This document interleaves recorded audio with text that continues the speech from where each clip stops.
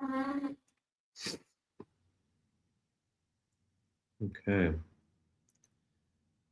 There we go.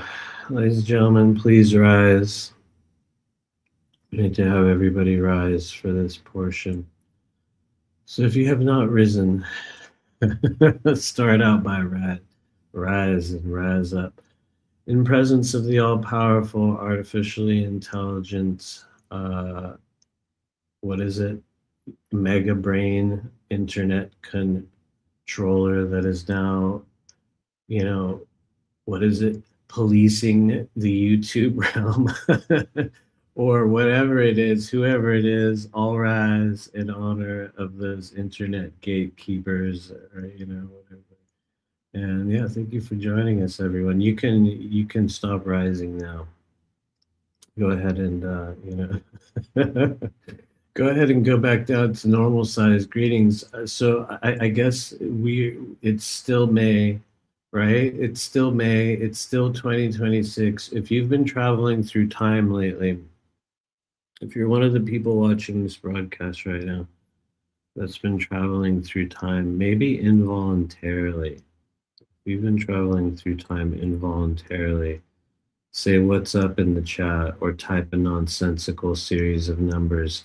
If you feel like your timeline has been stalled and you've been stuck in suspended animation lately, then please write the number 2 in the chat.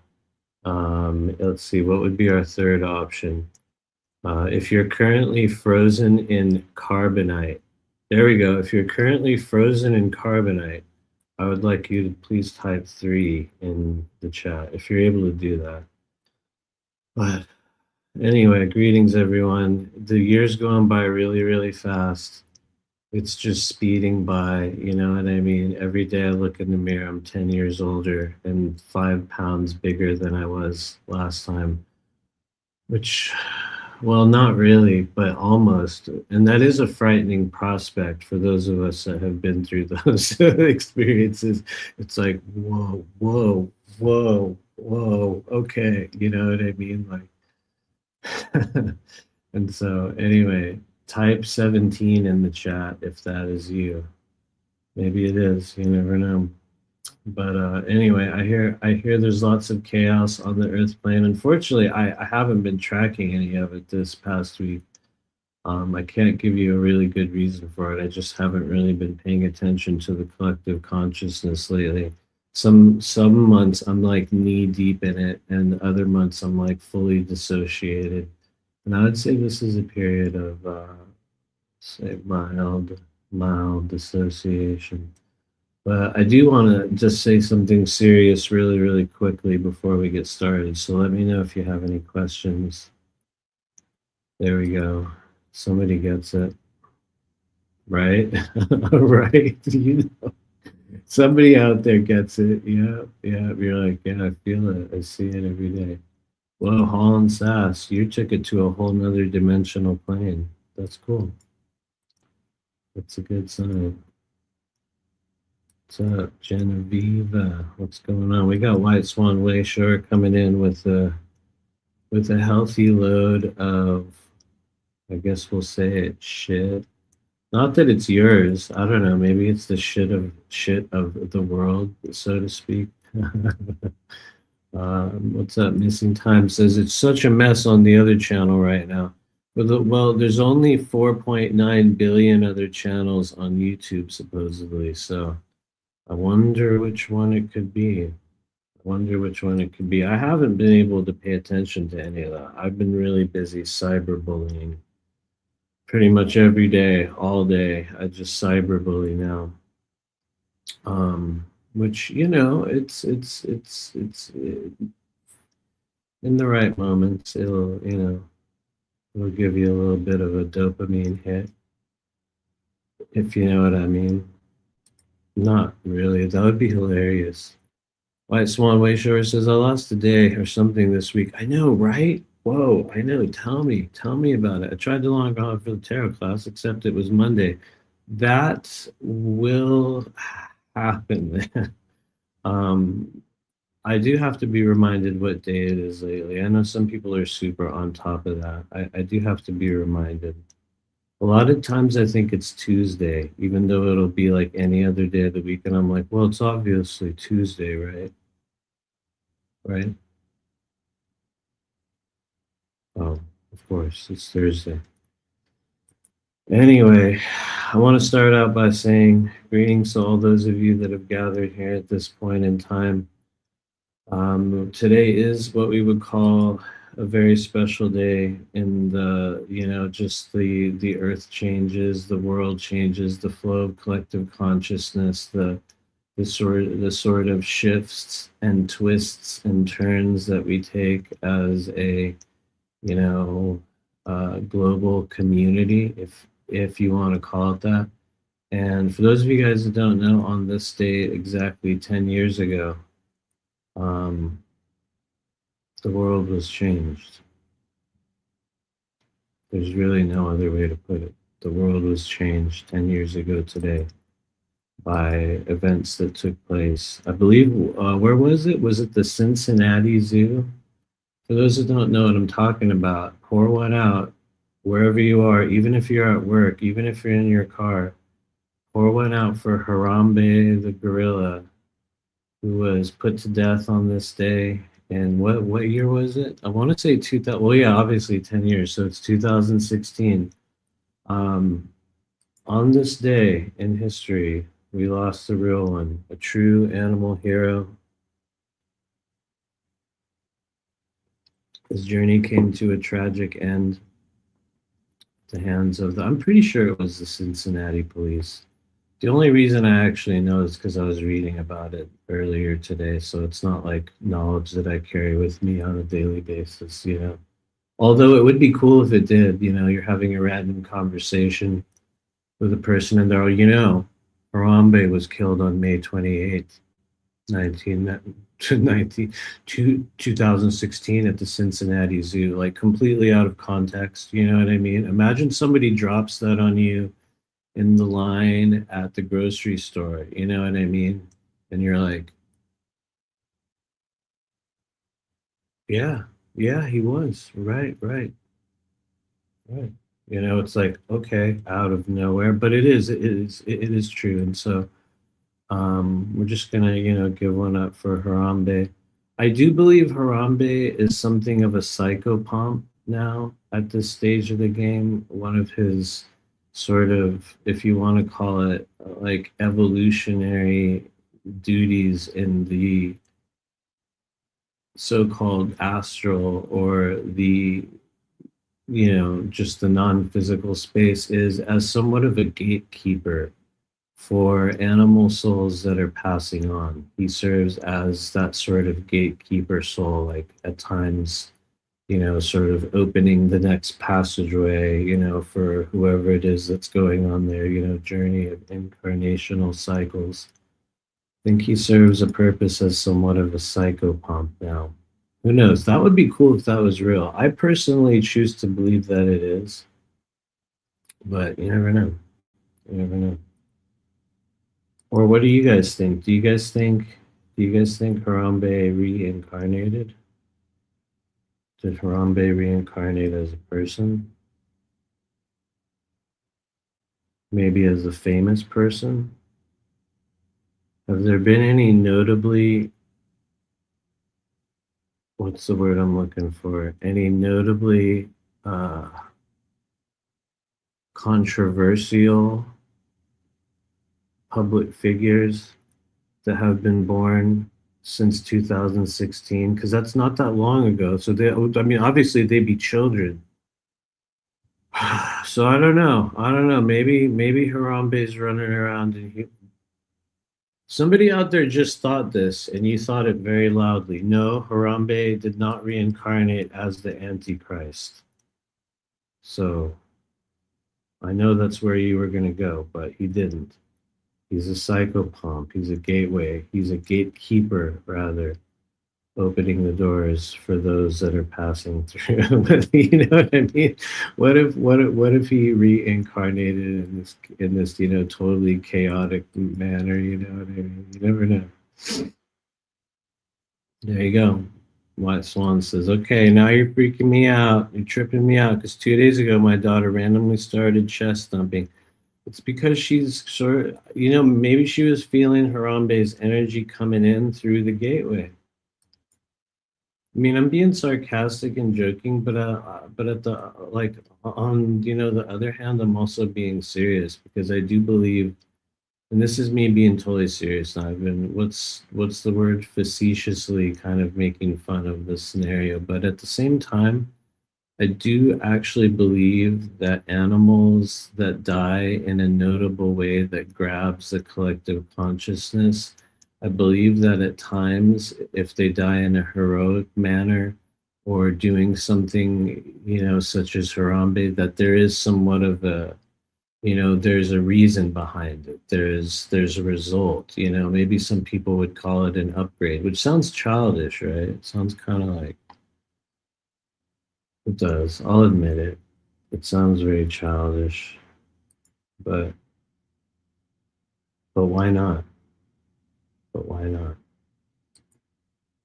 Boom, there we go. Your daughter could be Harambe. Welcome back, Harambe. Well, you know what I mean? Welcome back. Anyone's children born in 2016? Welcome back, Harambe. Have you guys seen that meme? You know what I mean? Where it's like so and so famous person died this day. Another famous person born the same day they died. Welcome back. You know what I mean? Somebody out there will know that meme. Or maybe not. Maybe they won't. I have no idea. Let me know if you guys have any questions before we move on from the Harambe timeline. She even asked me, what animal does this? I told her gorilla. Definitely. She might have been connecting with Harambe in her own way, which to me honestly is a beautiful thing. Why not? If you were going to connect, okay, I have this question before we do the reading today, you guys. If you were going to connect with a spirit animal right now, which one would you choose? It doesn't have to be your spirit animal forever. Okay, I'm just saying it doesn't have to be like a forever choice. So don't think about it like, oh my God, which one will I choose the right? You'll get another one later. I just mean for right now. For right now, at this stage of your life, what would be your chosen kind of spirit animal to interface with? Maybe it would be Harambe. Maybe you need some Harambe energy. You know what I mean? Maybe it would be, who's that monkey that has one hand that always looks upset that everyone brings food to? Have you guys seen that Chinese monkey where it's a female, she only has one hand, she's in all these memes. You know what I mean? All she does is like look at people like, like do these weird expressions like get the fuck away from me, and everyone's like, oh, so cute, and you could just tell the animal's like, don't touch me. You know what I mean? Like, do you guys know who that is? Maybe you could, maybe that would be your spirit guide. What's another cool animal currently? What's an animal of the moment? What's an animal that's trending in 2026? Can anyone tell me what animal is trending in 2026? What animal is trending in 2026? Oh, a liger. Nice. Known for its skills in magic, right? That would be a good choice. Although I did look into ligers a little bit, and one of the concerns that I would have about being or having the liger as a spirit animal is that they don't really live very long, and they do have a lot of health issues. You know what I mean? Like the crossbreeding process. I mean, yeah, they're really good at magic. You know what I mean? They'll probably be able to cast at least a level 10 energy shield around you at all times, which is pretty good. You know what I mean? It's pretty good, right? Supposedly. Tasmanian devil, that's a wise choice. The AI has been bringing me some Tasmanian devil videos lately. And it's wild the sounds they make. It is really cool and crazy. They really do sound like the cartoon Tasmanian devil. It's crazy. They sound a lot scarier than they actually look and are, which makes sense why they got that name. But yeah, they're cool. Okay, so Genevieve says octopus as a spirit guide. That could be cool, but I'm gonna be honest. I'm gonna be real. What's the octopus gonna do for you though? Like, you know what I mean? Like if we were in the Harry Potter universe and you did expecto patronum and an octopus shot out, you came out of your wand, so to speak, in spectral form, and it's an octopus. What would he do? Would it be a flying octopus? Because if it's just a regular octopus, he's gonna hit the ground and he's just gonna like slither. You know what I mean? He's just gonna like go really slowly. You know what I mean? It's like, which is cool. But I guess that's the question. Are you gonna carry the octopus with you? Or is it going to be like one of those tentacle aliens? Because that's a whole other matter. If it's a tentacle alien, then I get it. We have a couple honey badger people, which would probably be one of my choices. Definitely, honey badger is cool. Honey badger is a cool guy. Okay, Queen Victor is a peregrine falcon. That's a good choice. I could see you as that, which is interesting. That would be a good choice for your Patronus, the falcon. I feel you. Okay. Somebody started bullying. Are we cyberbullying yet? I've been cyberbullying all week and nobody ever does a show about me. You know what I mean? Maybe they should. What if I was cyberbullying? That would be a trip, right?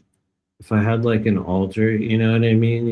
If I had an altar that was this like notorious cyberbully, like, oh my God, there he is. Kind of like a Palm Beach Pete type of character, you know what I mean? And he shows up in the chat and he's like, "What's up, everybody?" And everyone's like, "Oh no, there he is. He gets blocked on everybody's live stream, but he still trolls somehow." You know what I mean? That would be a cool altar, like a that would be a good altar. It would be kind of comedic, really. You know what I mean? You could make a documentary or a mockumentary out of that.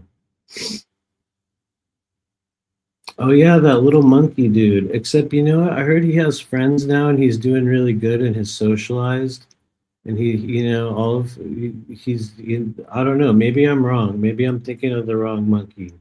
I might be thinking of the wrong monkey. He just went normal from what I understand. Uh, okay, cat stuff. Okay, missing time chooses a baby duck, which honestly, that would not be a bad choice. They're mobile, you know what I mean? They're not going to drown easily. They'll grow larger and start quacking really loud at a certain point. Ducks are a trip, you guys. I was actually raised in a family where we had ducks as pets for several years.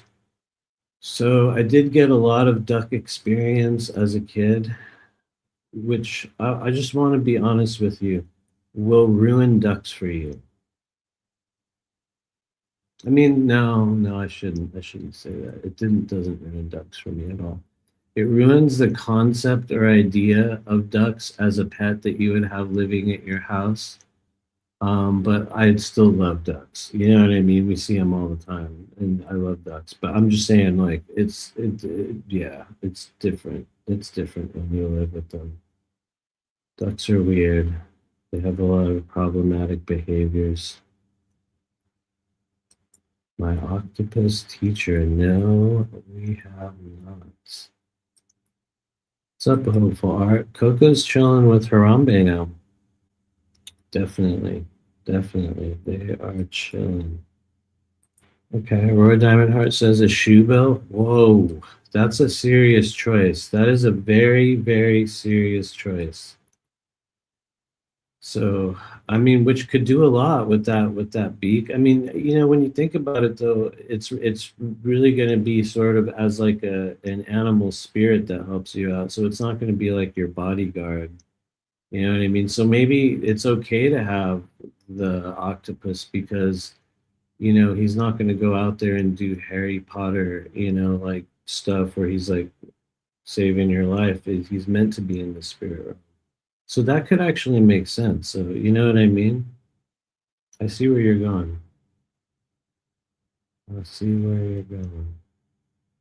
Right? The beak sound is scary. I'm gonna be real. The shoe bill's an intimidating animal to me.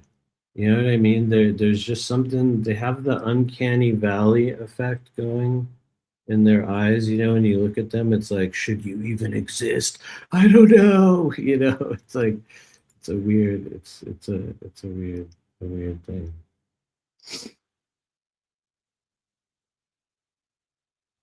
Okay, let me know if you guys have any other questions.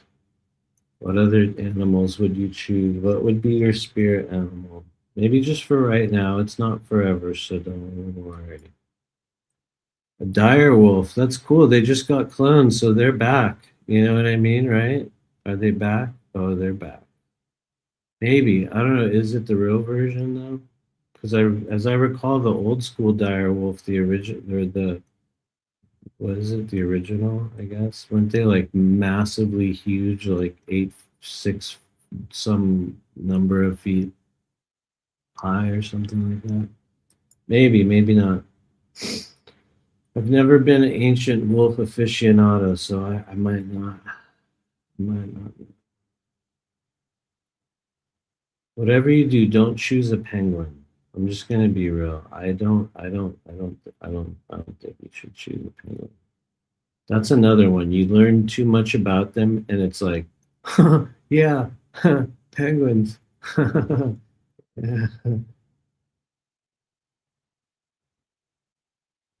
hmm it's that sort of thing. Like, or like, that meme where it's like Mr. Incredible. Well, I said his name clearly, Mr. Incredible. There we go. I said it again. And like one side he's in color, and then the other side he's like black and white. Like that's how I feel about like the penguin craze. You know what I mean? It's like those who know, those who don't. Anyway, I'll shut up. I'm not going to go on a penguin rant. That would be honestly, that would be cool if I became a Russian bot. Although I just want to be honest with you, I'm much more likely to become a Chinese bot at this stage. I would say primarily because I don't think I could stand the cold in Russia.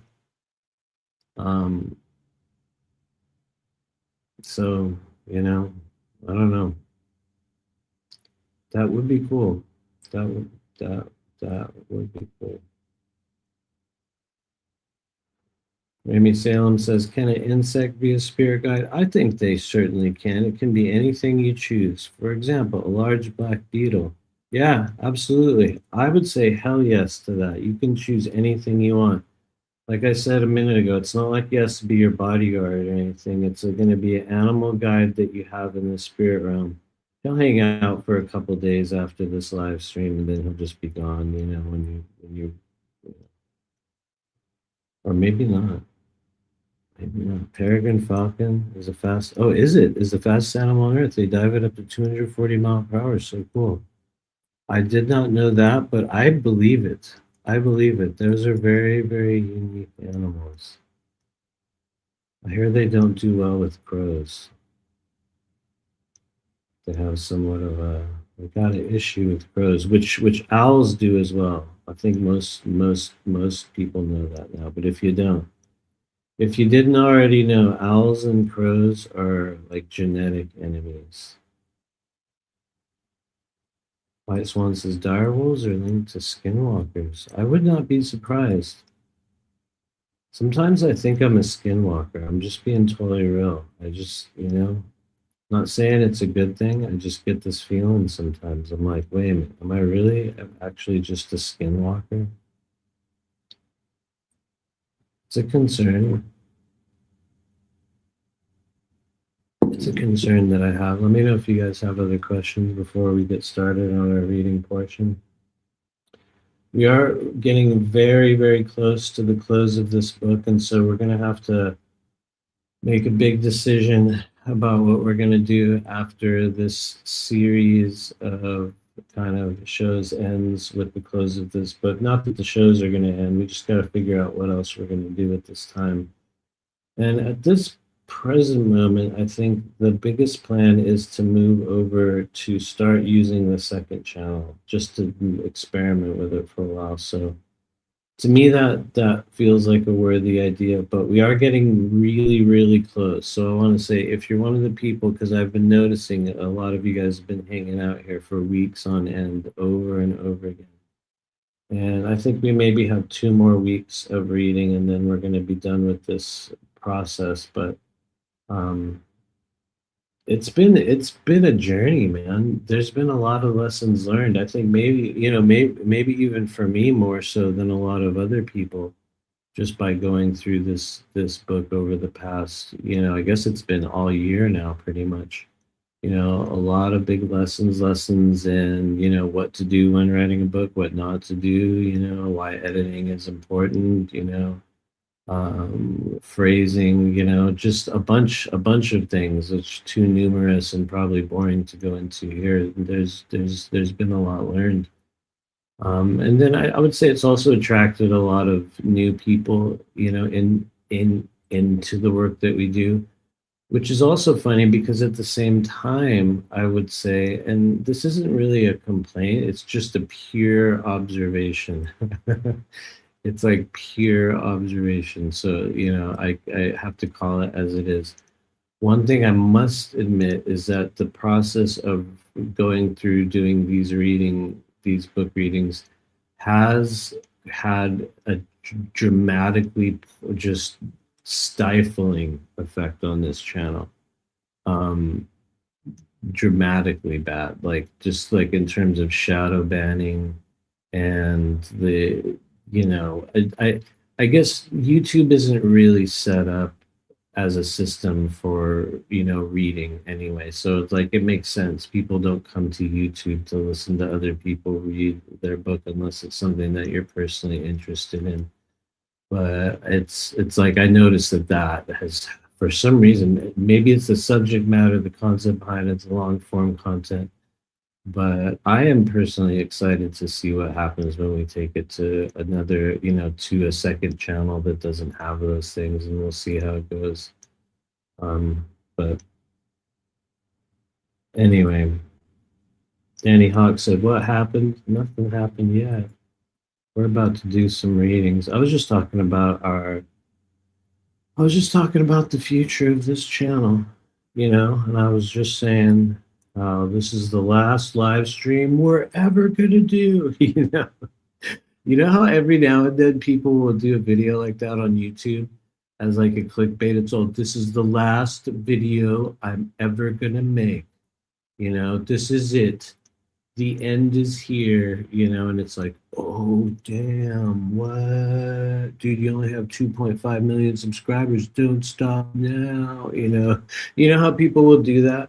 I'm probably gonna start doing that. Just so you guys know, I'm gonna start doing that. I'll start it out by saying this is the worst video I have ever made. Or what if you start like putting like really inappropriate personal data, in the title of your video, like I just had diarrhea and now I'm doing a YouTube live stream. You know what I mean? What would happen? What does that do to your algorithm placement? If like if you say that, seriously though, seriously, you know what I mean? What does that actually do to your algorithmic placement? Because maybe I'll do that. I'm just saying, we could experiment with these things, if you know what I mean. Oh, I don't believe the YouTube numbers. They're probably messing with them to discourage you. Oh no, yeah, that's a confirmation at this point. Although I haven't really been looking at them.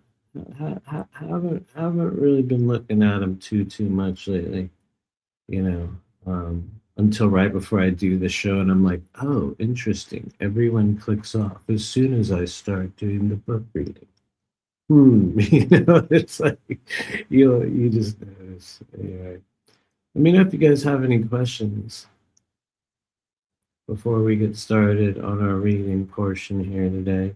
We have officially passed through the third gateway of intuitive activation. For those of you guys that have been with us maybe last week or previous weeks, we've been working our way slowly, albeit through the third gateway, which is essentially the process of your so-called psychic or intuitive awakening journey when we begin to become essentially our own healer, your own energy worker, the one, your own, whatever word you want to add to it, practitioner.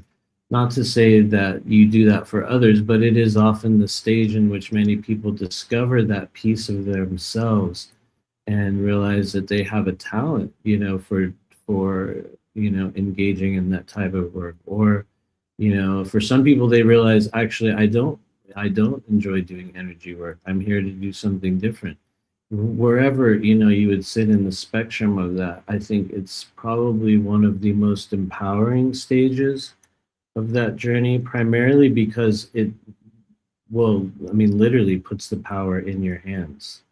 You start to view the human body very, very differently. The more anatomy you learn, the more you understand what's going on inside you from an energetic and emotional perspective. And then at the same time, as you guys have been noticing, we've been giving you these phonetic phrases, mantras, or as we call them, capsule phrases that will help dilate those areas. And so, some people will use them, some people will find their own way. Many people come to this book or even to this channel with already their own pre-established modalities, which I think is a beautiful thing. That's one of the things I do like about this channel is it does tend to, while we don't attract a whole bunch of people, you know what I mean?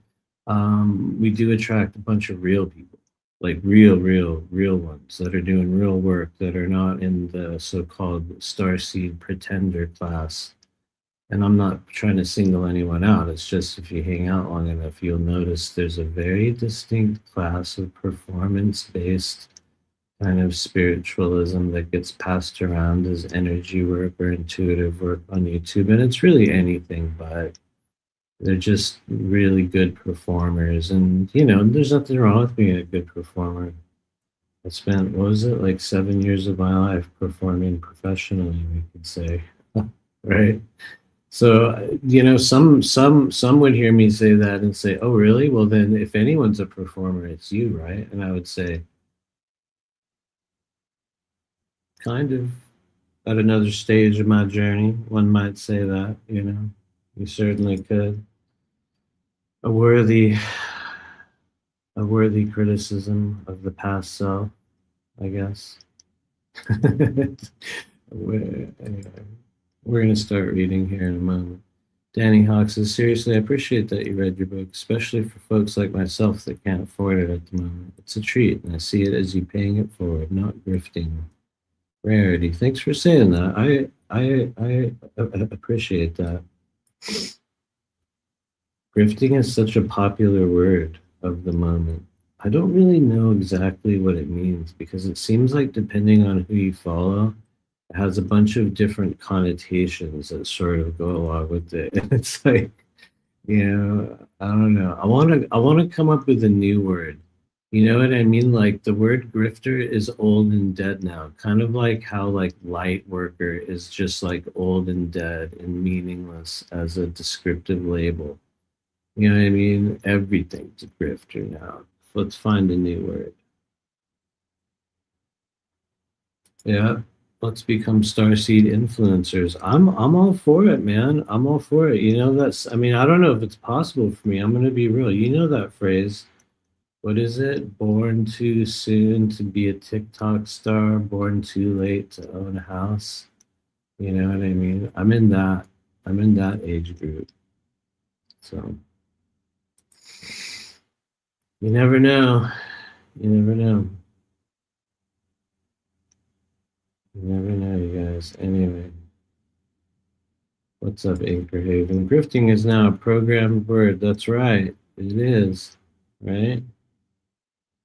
Missing time says grifting makes me think of sandpaper, right? Yeah, right. It's like I see it and I think of like grits or grit or like, sandpaper. Look, I feel you on like the word association game with that. It does. It does. It's a weird one. Yeah, and then I also agree with you, Raimi Salem. Grifter to me, yeah, it's a con man scammer. I guess it's just, you know what I mean? It's getting so overused now. It's like, oh, yeah. Everything I don't like is a grifter, you know. Every spiritual person is a grifter, especially when they're doing something that I don't think is real, right? That's right. Anyway, let's get to it, ladies and gentlemen. The time has come. Wait, there's somebody out there born to be a starseed inflow? Oh yeah, no, I was. Yeah, born just in time to be a starseed. Watch, I will. Maybe I will. Maybe I'll do it just to spite you. I'll do it just to spite you.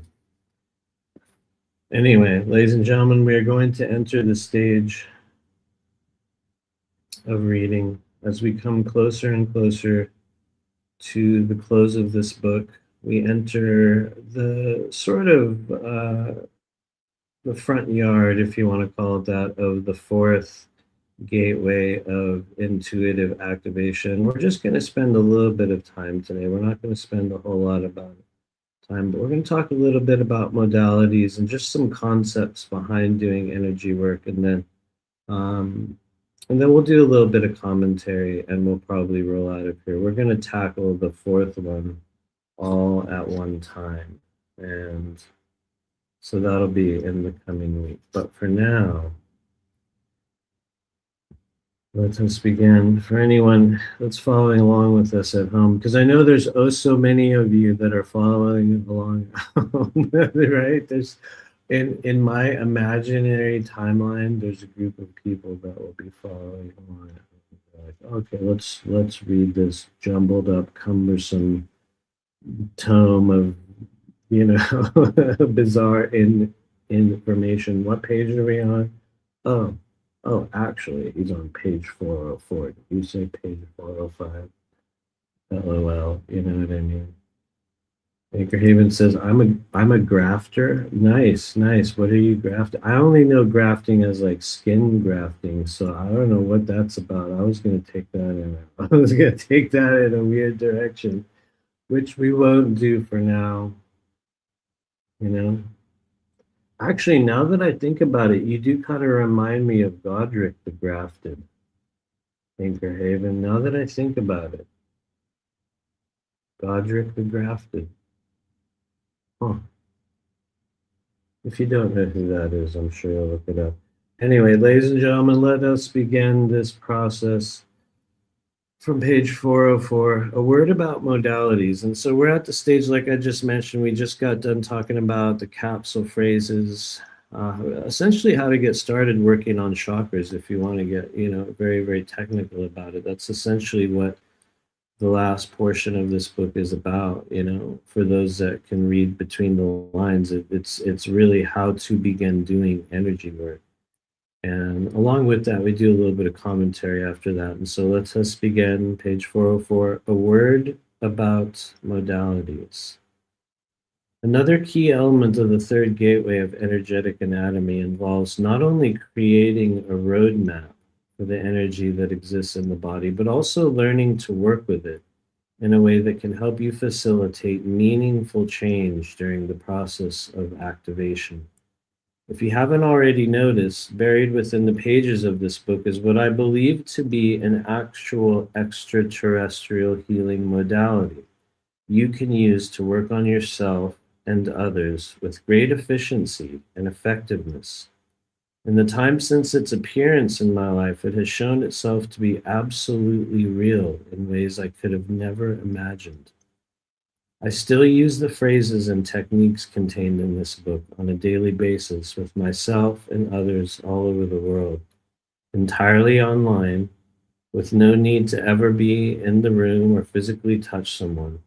I think that's important to mention because there's a lot of people who, when they are just starting out, will have no way to understand that you do not need to actually be there in the presence of that person to initiate movement of energy in the body. In fact, you have the keys to begin that process right now in your very hands. Even if you are not here to become a healer of any sort, and only ever work with yourself. As you go through this stage, the reality is that unless you are able to have an understanding of the pathways and energy centers inside you, you will always be limited in some way when it comes to overcoming your own difficulties, ego distortions, illnesses, and more. Even if you do not ever use the system described in this book, I greatly urge you to explore any path or modality of self-healing. And I honestly really mean that. It doesn't matter what it is. I'll just comment on that really quickly because I don't. You guys don't know this, but I don't really do any real preparation. I don't really look at where the chapter is. I'll just really quickly go, okay, where are we?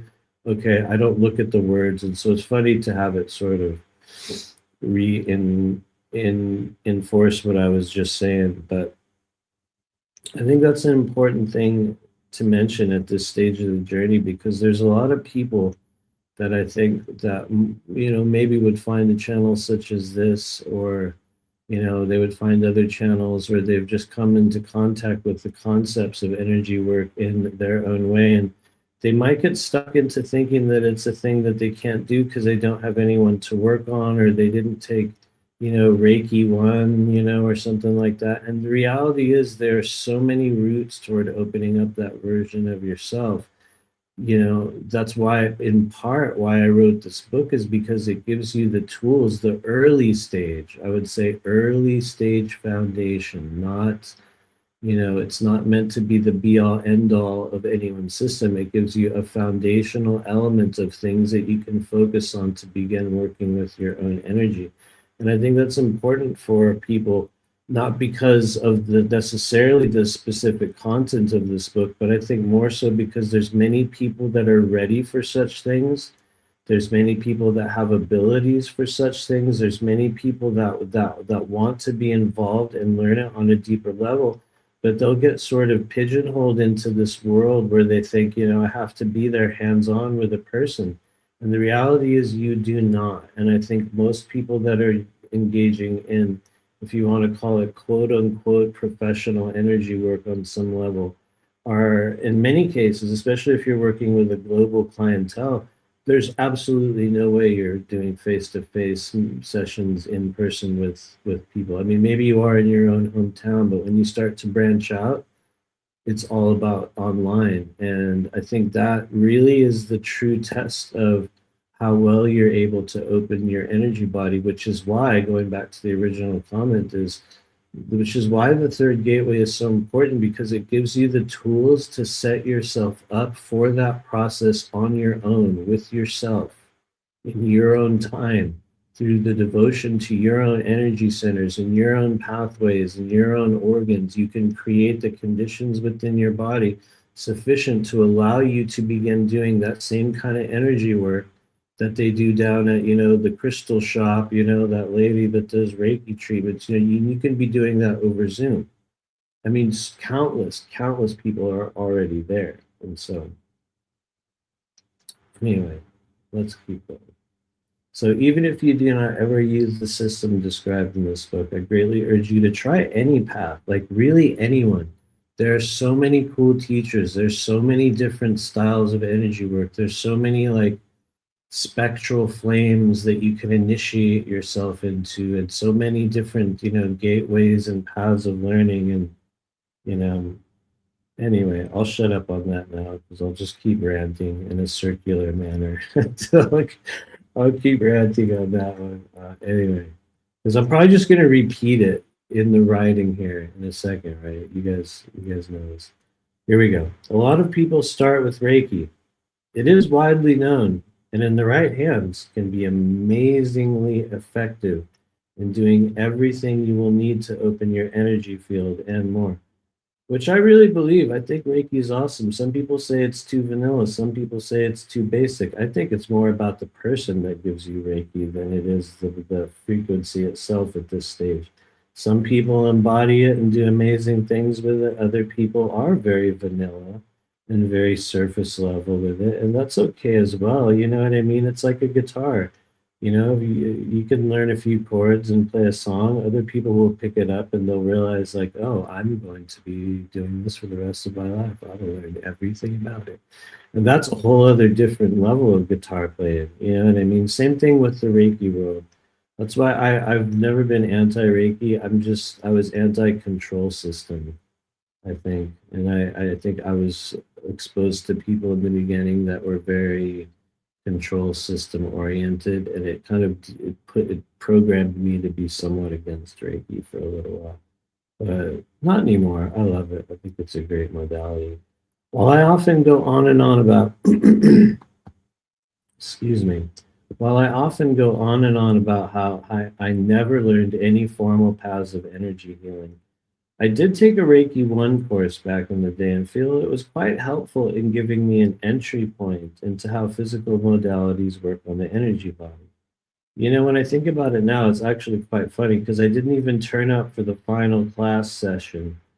I call it more of a physical modality because when I took Reiki 1, we were taught you must always be physically present with that person to initiate the healing process.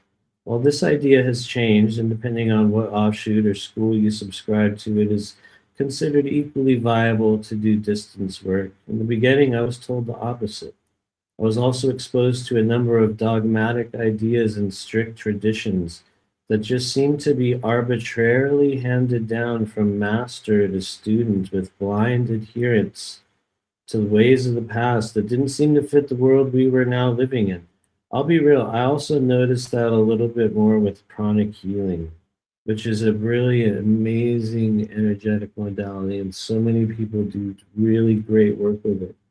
But man, I don't know. I just felt that there was a lot of like rigidity and sort of dogma that I didn't. It's not that I didn't agree with it. It's that I think maybe I had too much of like a rebelliousness within me, and maybe I wasn't ready to sort of adhere to another person's system.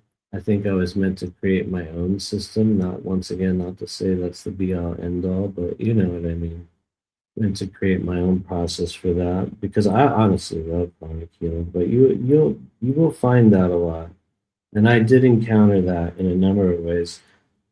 Looking back, I think it was more due to the person I was learning from at the time, more so than anything else. But I have to be honest, it kind of turned me off from using it on a regular basis. Um, and I will say that actually changed around, I will say, the first intuitive activation kind of energy working group that we ever did, which was what, 2019, I want to say 2020, I'm not sure, whatever year that was. The first year that we did a group, I actually began kind of diving back into Reiki pretty heavily during, I think, the year 2019, or it was almost like it came back to me in a very, very different way where I even gave it a little bit of a name. Not that I use it too much now because honestly I don't, but it was elemental Reiki. And it was a Reiki process built upon purely elemental energies and the reawakening and the sort of clearing and the warming and the cooling and the generation or the just the realigning of those energies within the self. And it was weird because it just kind of showed up. It was like this thing where, like, snap. One day I was like, okay, I think today we're going to do an elemental Reiki treatment. And it was just like, oh, okay, I guess we're doing that. And it was interesting because it hung out with me for a little while. I would say 2019, 2020.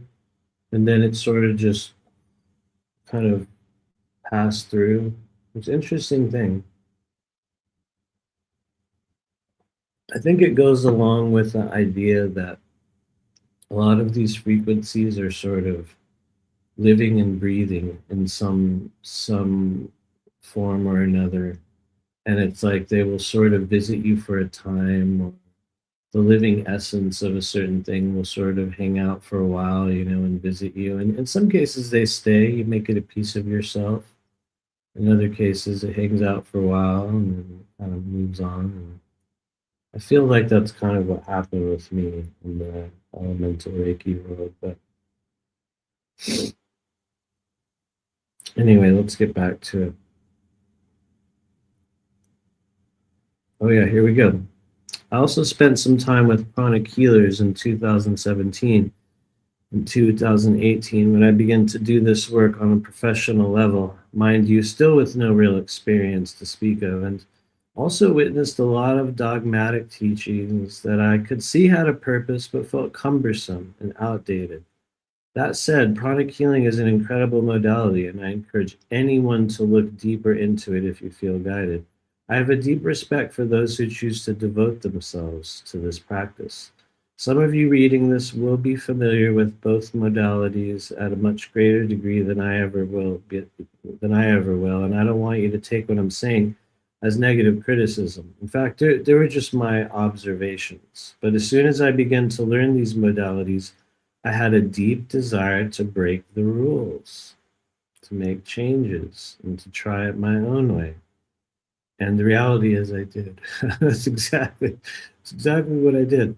I'm not saying this is necessary for each of us, but one of the smartest things you can do when you have identified your desire to work with energetic healing on a greater level will be to begin experimenting with modalities. Try everything you can. Get sessions from all kinds of people if you can afford it. I mean it sincerely. Get sessions from all kinds of people if you can afford it, because some people it gets really expensive. See what works for you and also what doesn't. The reality is the methods and techniques I describe in this book won't work for some people, and it has nothing to do with who's better or who's worse. It's about appropriateness of vibration.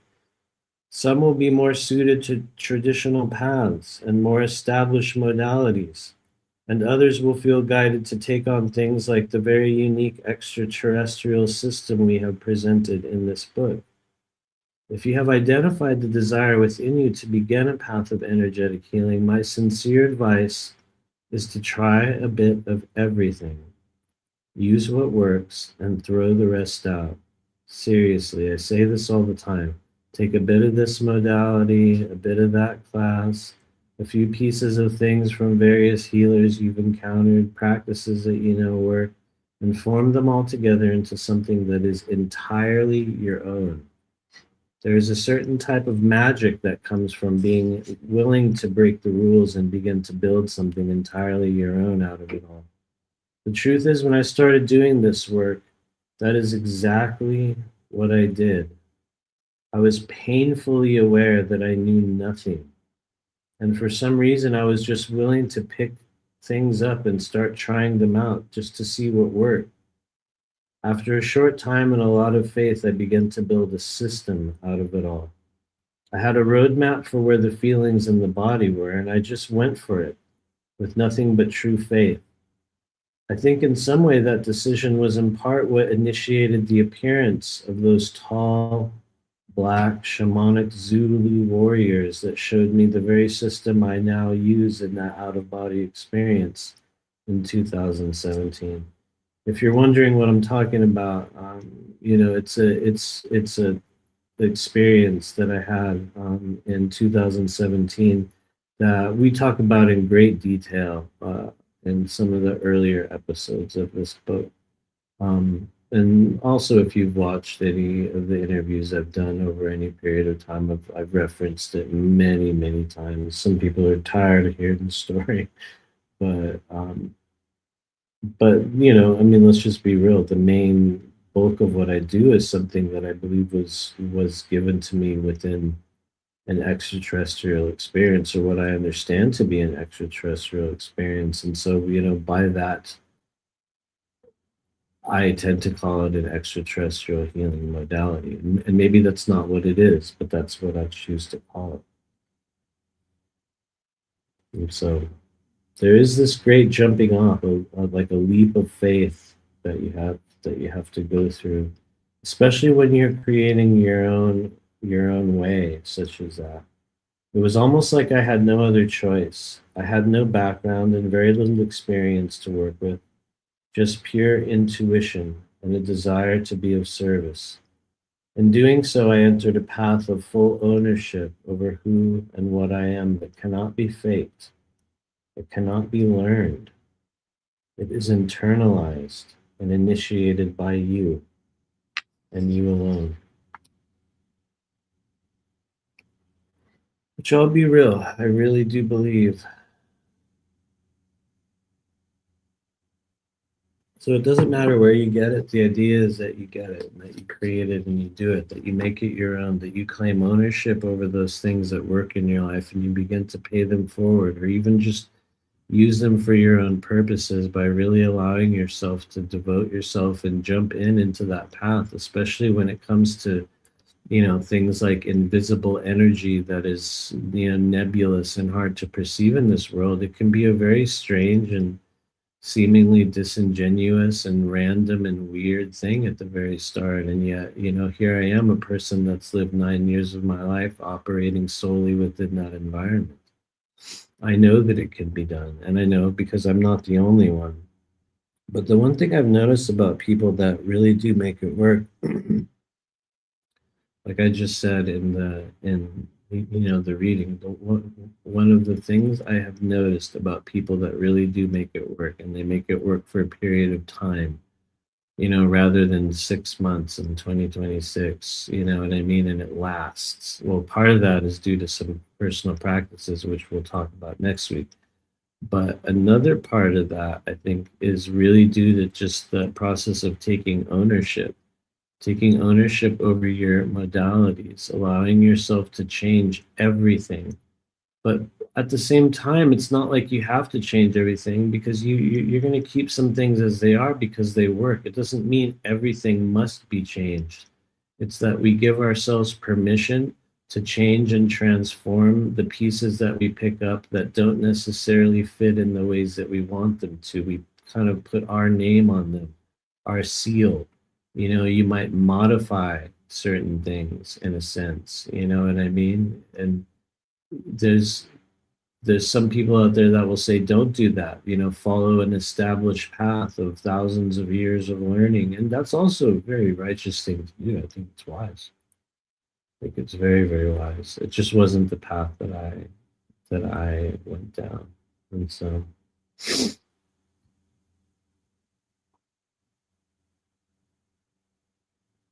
anyway, let me know if you guys have any questions. I will scan through your questions before we go on to the next portion. Listen Time says, like after the session, the portal's still open and you let down your guard and stuff comes in. That could happen. That does happen for some people. Once again, kind of like I was saying about Reiki, it's so much more dependent upon the person that is conducting it, more so than just the concept of being open. It has, honestly, I would say it has almost everything to do with the person conducting the session. Kind of like with hypnosis. Hypnosis is about the person more so that's conducting that session with you than it is the actual mechanics and the phrasing that you use. And I don't know, maybe I'm taking too hard of a stance on that one. It does happen though. It does happen. Wizard Witkus. The human body originally possessed a complete unbroken diamond light body template that was later fractured into individual chakras to siphon energy. Yeah, I think in a lot of ways it seems as though that is correct. There's a lot of truth in there. I feel you. Can Reiki open portals in your chakras? Technically, yes. I mean, but so can you just by focusing on a chakra and adding energy and intention to it. It doesn't have to be Reiki. It can just be time, energy, attention, emotion, desire, You know what I mean? Whatever it is. And it really depends on also what you describe as a portal. Do you mean can Reiki open a portal to Saturn in your solar plexus chakra that lets in a bunch of reptilians? No, but if you listen to the wrong people on YouTube, somebody will tell you that it will, and they'll make it sound so frightening and juicy and out of this world that people will believe that. But I mean, yeah, you can bring a host of different energies into the body by creating portals or greater openings within the chakra system. That's literally what we do in sessions.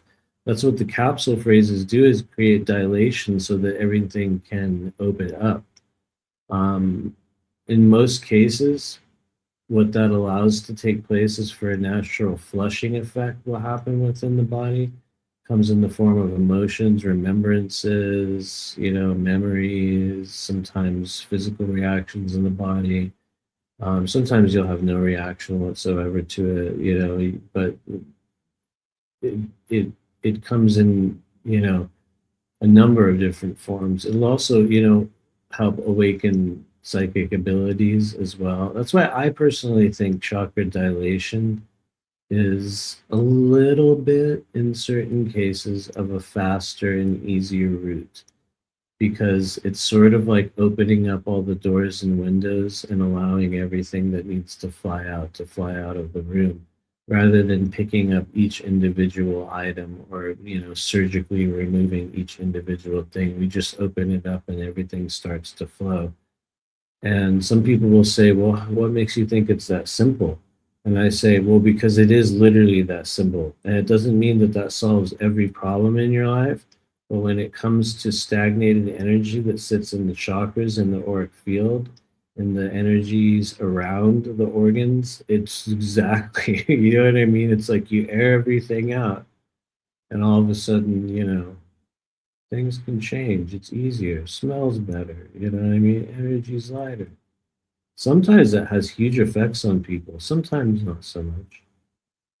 But anyway, I'm sort of losing the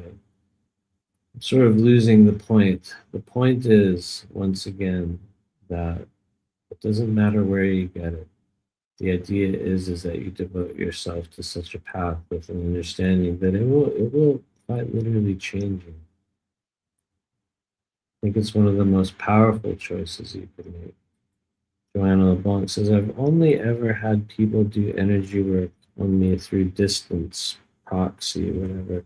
It's the only way I've done it on paid clients, and it works great. Maybe even work better than in a lot of cases. I very much agree. I think it works better. I mean, I'm sure some people are going to disagree, and that's fine. Had a lot of fun doing in person work. In some cases, it can be easier, but I think in most cases, what I've noticed since going down this road in my life is that you get a much greater effect when everyone's in their own place. You know what I mean? When you as the receiver are, laying down in bed and you can really let yourself go and there's no one around and you don't have to drive anywhere and you don't have to look any kind of way and you're just there within your safe place. That alone changes things dramatically for people. And then there's this thing that happens, not to get TMI with everybody, but a lot of times in our sessions, people have to use the bathroom or something. And I'm totally real with you. People have to go to the bathroom all of a sudden, energy will start moving. And sometimes that's awkward when you're at somebody's shop, you're like, excuse me, I'm going to go down the hall and go to the bathroom. In this case, you're like at home. So you can just, oh, I'm just going to go to the bathroom. Boom. You know what I mean? It just changes, the dynamic changes. It gets a lot. I think people just go deeper. I mean, maybe not all the time, but anyway, let's keep going. We're gonna dive on back in. Wizard Witka says it all depends on the individual. It kind of does, absolutely. A unified opening. I don't know. It depends on to where. It depends on what one might describe as a unified opening. What's up, Hope? sometimes people just want things to be overly complicated. So they feel like they're actually doing something, right? Yeah, I know, right? I have been guilty of that at many different intervals as well. Crispy knee says you just gotta be open to it. You just gotta open, right? You just have to open yourself. Totally. The complex mental labyrinth of bygone days is no longer needed to create a change in one's environment. That's a good way to say that. That's a good way to say that. I agree. I agree. With that, we're going to jump on back into it. We just have a little bit more. This is going to be a short episode for today's kind of hangout. Really, because I want to save the fourth gateway for next week. So I'm just checking how far do we have of this little section here before we go into. Yeah, just a tad bit more, and then we shall. Yeah. Okay. So we have essentially 3 more pages, everyone. This might be our shortest episode. I don't know, unless you guys think of some questions. Unless you guys think of some questions, this is going to be our shortest episode. Watch this be our shortest episode ever, and it actually gets traffic. You know what I mean? Imagine that. But then it gets the wrong kind of traffic. You know what I mean? And what if I get cyberbullied? Wait, is the cyberbullying show still going on? Anybody out there know? I was thinking of cyberbullying, the cyberbullying. Oh, see, I can't do it now because I just told everybody. Great. Okay, it's too late. It's too late now. Oh, Lord. When I was about 20, my girlfriend's mom used to do readings over the phone. It was pretty open. It was pretty amazing. It opened my eyes to a lot. That would be a cool thing to witness at the age of 20. I mean that sincerely. To be passing through and be like, dude, like, what's your mom doing? Oh, yeah, she's doing readings for people. And you're like, what? Huh? What? What do you mean? Really? Huh? You know what I mean? I could see myself wanting to listen to be like, okay, what is she saying? Or I don't know, maybe it was a totally different scenario for you. So I'm not gonna apply that to your scenario, but I would have been like, like what's going on? What happened? You never know. Yeah, you never know. Oh, she also did automatic writing. That's very cool. I played with automatic writing some years ago. And I think that for me, I was not ready for it. I was not ready to let that piece of myself go and allow something to write through me. I've never seen myself as a channeler. And I think that there's a chance that I might have control issues that would bar me from like channeling certain energies in that way just because of my own personal programming. So I don't know. I think that for some reason automatic writing did not work well for me. Dowsing was fun. Dowsing, I was like, whoa, this is a thing we could do. But yeah, I was not a good automatic writer. Maybe we should all do it. All obsessive. Haha, do it. Automatic writing, really? You think we should do automatic writing? I forgot I was gonna channel the spirit of Harambe today, right? What if we actually do that? Would freeform jazz be like channeling? I think freeform jazz would be like light language, maybe. Would it be? I don't know. Roy Diamondheart tried automatic writing. I tried automatic writing, but I couldn't do it. I just kept writing this contract to sell my soul. I don't know what was going on. Just kept doing it over and over again, right? And then this one day came and they were like, "Sorry, bro, it's just not worth that much anymore." You know what I mean? And you're like, "All right." You just sort of like, you know, sorry, your podcast isn't big enough yet. You don't qualify for $7,000 per post. They're going to be pulling, we're going to be pulling Spotify numbers, you know? You know what Spotify numbers are? That's where you get paid 0.000000000001 dollar per song. But you get paid. So after about 6 months, that transforms into 1 cent. So I understand. Alan Sass was bullying the cyberbully show. Oh Lord, that's okay. I'm not against a healthy release of, pent up negative energy. Hopefully we won't release it on other people, but I think it's really important to find appropriate ways to get negativity out. You know what I mean? Which I think is kind of what happens to a lot of people that get really stuck on cyberbullying. I don't even think they're really hateful. They just get stuck in this thing where they're continually acting out this negative behavior. But if they were able to do something like boxing or like jujitsu or any form of martial arts or even and even shooting guns, you know what I mean? Isn't are we allowed to say that on YouTube, something that that sort of gives you an outlet, or like a method through which you can release it. I feel like if a lot more people got into stuff like that, they would lose their need to constantly be taught. Honestly, I feel like if more people got into martial arts, like for real, you would stop the need to start talking shit to people and creating problems. That I will say, it'll change. Well, not for everyone, but for a lot of people, it'll just change that dynamic. And anyway, that's conversation for another time. Missing Time says Starseed Boxing. That would be cool. That would be cool. We're learning a lot.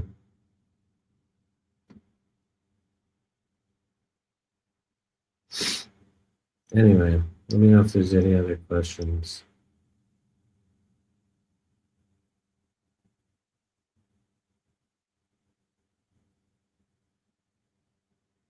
Okay. Would magic be allowed?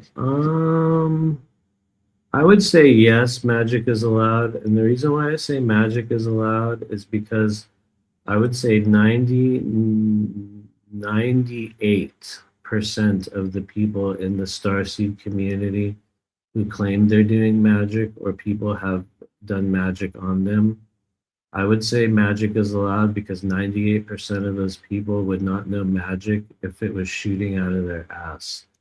Because everyone has such a distorted idea of what that is and how it works that it's like, yeah, sure, go ahead and use your magic. Yeah, you use your magic. Me, I'll use my Glock 19. Let's see which one works. you know, you can bring your magic. Let's see, right? Somebody out there will know it. Anyway, here we go. Let's come on back. We're gonna reel it back in. Where are we now? We're on page 408. And this is just a quick little bit here on the other layers of energy anatomy. It's honestly just a little bit of a disclaimer of a mini chapter that's all kind of lumped together here at the end. But we're just gonna read through this fun little bit here. Missing Time says Care Bear Stare. That's the most powerful spell of all. Right? Right. Anyway, page 408. A note on the other layers of energy anatomy, which is important for some of you guys to know. For some of you guys, maybe not, but for me, it was greatly important. As a final note on energy body anatomy, I need to address one important thing. Some of you will already be aware of this, but there is a lot more going on within your energy body than just the chakra system that I have listed here. What you have discovered in this book is merely a starting point. And when it comes to opening up your innate intuitive abilities, this is just one system of many through which you can heal, activate, and work with your energy body. I chose to begin with the chakras because, by and large, that is the first energy body template that many of us familiarize ourselves with when we get started. It is also a simple fact that learning to work with, dilate, and heal your chakra system is one of the most reliable methods through which you can pave the way for psychic activation. Seriously, seriously, I will say it again in less words. If you want to truly begin to unlock what we would call the biological, or sort of the bioenergetic keys toward greater intuitive awareness, the sort of anchor points for that energy within the body, not the be all end all, but the anchor points, the system that you need to awaken or use or enhance or heal or strengthen so that you can make them work, is definitely your chakra system. Absolutely.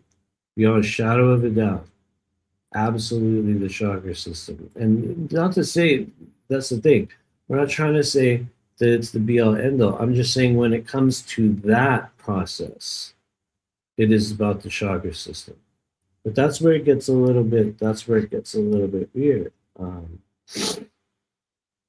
so let's get back to it here. It will change your thoughts, your emotions.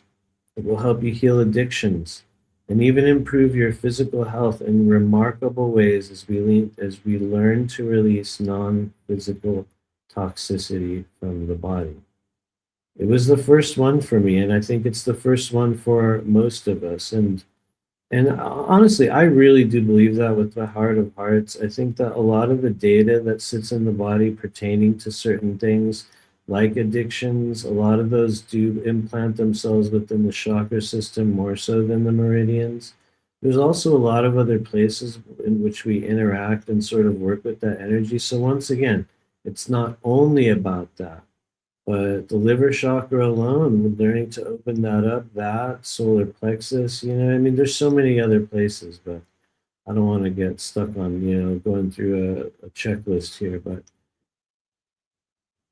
the thing you need to know, though, is that it is not the only system I work with. And for those who truly wish to devote themselves to this path, you will eventually need to branch out from chakra work and into the other systems of the body. In my experience, the chakra system was the one that got me started on this path, and it is the one with which I have the most experience when it comes to energy healing. As I've said earlier, the third gateway of energetic anatomy exploration and activation is the one through which many of us will make the most progress in psychic activation, and it cannot be understated. Even if you have no intention of ever working on another person, it will still fundamentally change the ways in which you perceive non-physical energy.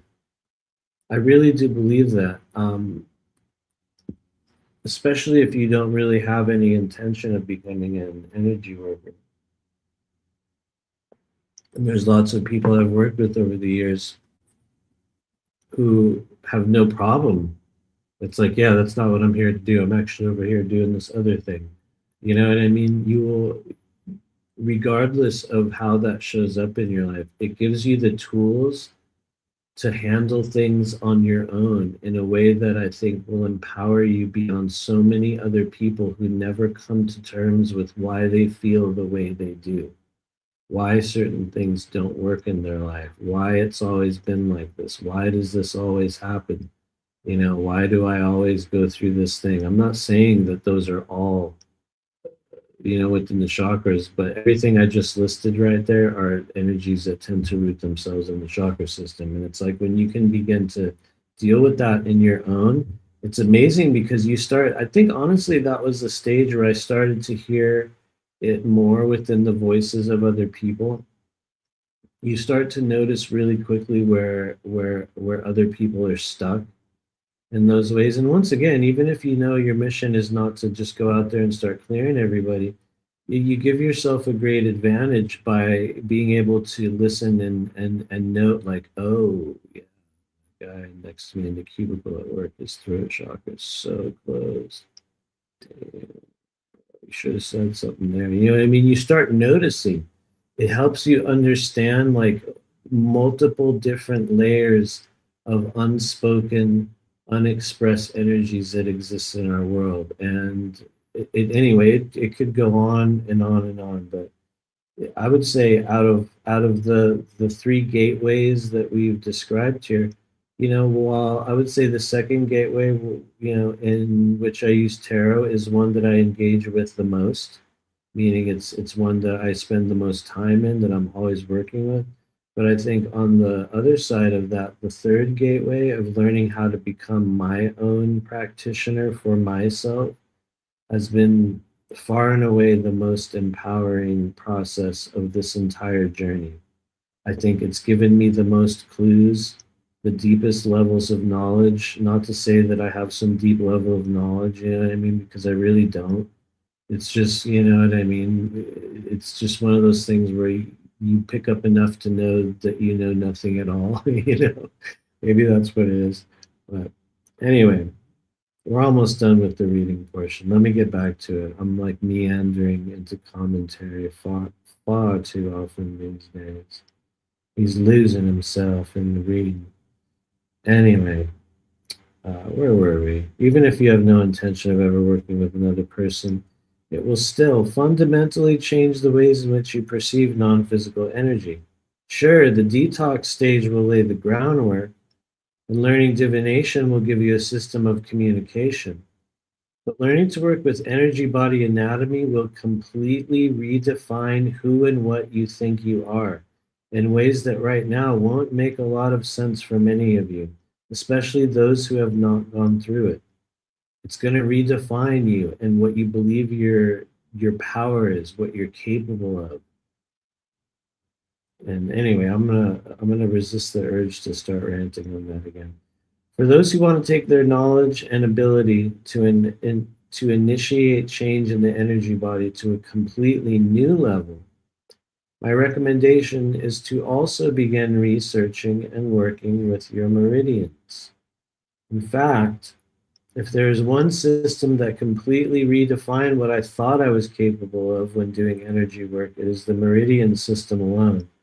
For those who don't know, or maybe just hearing of this for the first time, it's what I call the true circuitry of the human energy system.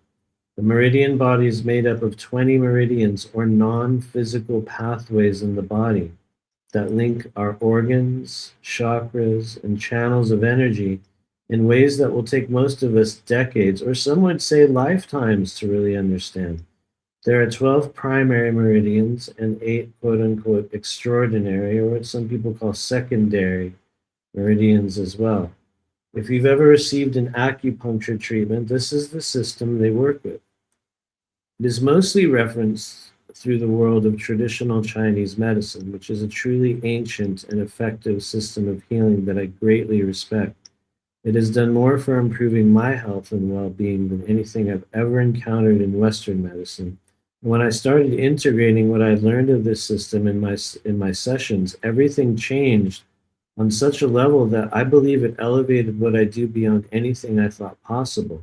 In fact, I think my ability to work with both chakras and meridians simultaneously in our private and group sessions is one of the reasons why I have remained continually sought after and self-supporting in doing professional psychic energetic healing work since 2017. My recommendation is to take some time as you go on this strange journey through the third gateway of energy anatomy to look up a meridian body chart.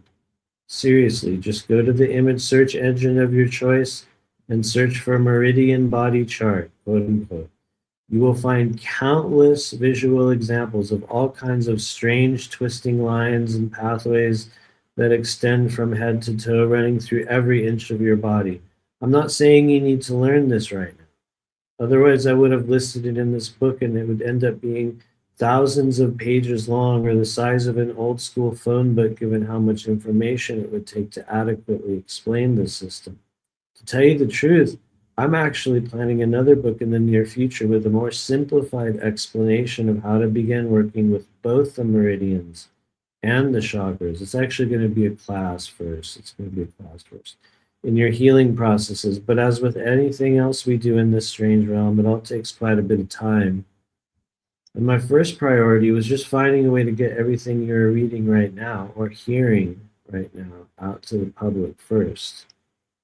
Um, it will often take years of learning to really make full use of how to operate within the meridian body. And in the work I do, I am very aware that I'm only scratching the surface of what is possible. What that means is I am very inexperienced when it comes to working with meridians. It's something that I've, like I just said, I'm barely scratching the surface. Barely, but just in the process of barely scratching the surface, I noticed great transformations of the work that I do. I stand by my belief that if you want to truly supercharge your energy healing ability and elevate yourself far above the herd of standard vanilla, love and light, new age chakra energy healers, you will do so by learning to work with and understand your meridians. Just like with everything that has been explained in this book, devoting yourself to that stage will change you and take you even farther in your journey of transformation than you can likely imagine right now. For now, I'm merely making this known to you so when the time is right, you will have another destination to head towards. In my opinion, those who wish to truly elevate themselves in learning to work with non physical energy on a professional level will inevitably delve into a number of systems: the chakras, the meridian body, the layers of energy around your organs, and even the nadial complex, which will be another fun online wormhole.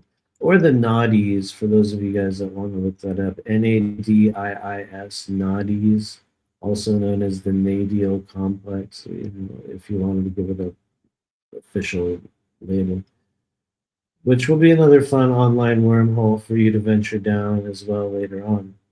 All of these systems make up the non physical self. They are the channels and gateways through which we learn how to understand and work with spiritual energies, life force essence, and the eternal consciousness that flows within us all. Right now, you are holding the keys to opening that door within yourself. As you pass through the gateway with devotion and reverence, you will inevitably look back on the days when this was all starting and realize that when you begin to truly explore and heal your non physical body, everything you thought you were ended up transforming into an entirely new form. Your body, your mind, your spirit, and especially your ability to understand psychic energy. And with that, we will stop.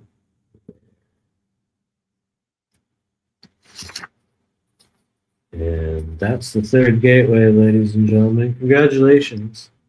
You passed through the third gateway, at least in terms of what we've covered on this show. Let me know if you have any questions. In next week's exciting episode, we're going to be diving into the final gateway, not to say the final gateway of all, but the final gateway for our purposes, the fourth gateway, which for those who do not already know, it is all about energy body cultivation. Some might say the most important gateway of all. Did somebody say Care Bear? Hopefully. Hopefully. I thought somebody was doing the Care Bear stare earlier. I'm old enough to remember the original Care Bears, so when I see like new school Care Bear stuff, it kind of bothers me a little bit. I don't know why. I don't know. I get put off by how there's like a recreation of everything old. You know what I mean? Like everything old is now being recreated. Every movie, every series, everything. Meanwhile, Renee says, I've spent my entire career dealing with people's trauma, dealing with things like cyberbullying and presenting the facts. That's a good sign. It's a very good sign. Thank you for your service. Eric says, Matthew, will you be teaching a medical intuitive class? I do, let me be very careful how I answer this. I do not have any current plans to do so. I do not feel qualified to talk about that on a greater level, at least from the perspective of teaching. It's also partially why we haven't done another Meridian class. I think that part of me doubts myself in that. Well, I wouldn't say that I doubt myself. I doubt my ability to adequately articulate what it is that I do. And at the same time, I've noticed there's a lot of changes that have taken place within what we do in the Meridian body over the past 2 to 3 years. That I think the structure of the previous class when it comes to the meridians doesn't really fit the model or the frequency of how I work now. So it's like there's a lot of reformation that needs to take place. And it's one of those things that's really easy to talk about. It's really easy to just get online and start talking about with people. But in order for it to, I think, become something that's usable or something that people can recreate in their own way, there's still a bit of work that will need to be done behind the scenes. And so you never know. You never know. It's definitely going to come back. I can tell you in the meantime, and I don't know, maybe this is a bit of a live poll that we're doing.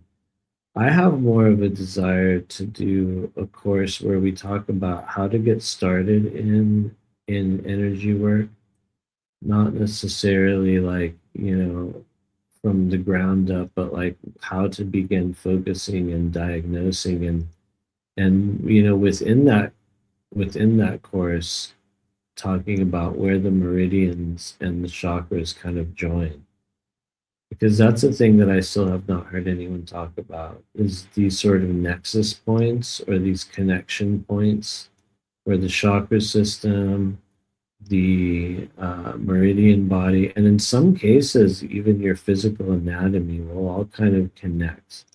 There's these sort of points where and I don't mean like a whole bunch of like, acupressure or acupuncture points. I mean like there's just a few of them within the body, areas that you can start to work with. But I would say even within the work that I do, I don't know that I fully understand those on such a level that makes me comfortable talking about them. I don't know. You know what I mean? I guess I'm just being honest with kind of where I am within that. Some people will respect that. Others will say, "Who cares? Do it anyway." I don't know. I don't know.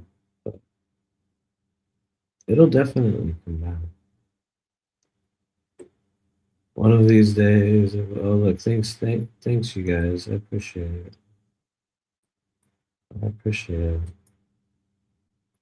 The day shall come again. I'm gonna have to get an AI agent to help me make the. I'm gonna have to get an AI agent to help me make the slides for that one, because I don't know if I have the energy to like piece them all together. So I'll have an AI do it for me. But see, but then will it work the same? I don't know. I don't know. I think the thing that may okay, I'm just gonna be really honest with you guys about something, and somebody's gonna laugh at me, so it's okay. The first couple Meridian classes we did, I had a different computer, and that computer was way better than the one that I have now. This is such a stupid excuse. And there's this program that I used to use where you can travel through the meridian, and it was animated, and you could click on the points, and I could show people like, here's this area and here's this area. And it was just like this little program that I used to sort of move through everything. And I can't run it. I have not been able to run it. I haven't been able to make it work. It's just outdated now, or it was just an app. And I think I allow that to become my excuse as as to one of the main reasons why we haven't done it.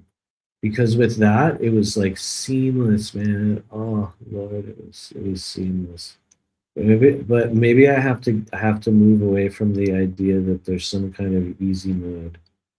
You know what I mean? Because there's no easy mode. But the reality is, I do actually really, really need to buy a new computer.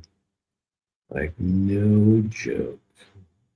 Which will happen. It'll happen. These aren't like un, unsurmountable obstacles. You know what I mean? It's just, me applying myself at the right time. Yeah, a few people remember it. Totally. Anyway, let me know if you guys have any other questions here before we roll out of here. Unfortunately, or do we? Do we have any announcements? Let me see. Do we need to pause for a moment to acknowledge? Oh, yeah, we don't have any sponsors. Okay, phew, there you go. For a second, I was going to pause to acknowledge our sponsors, and then I realized that we didn't have any sponsor. Um, and I think our only announcement is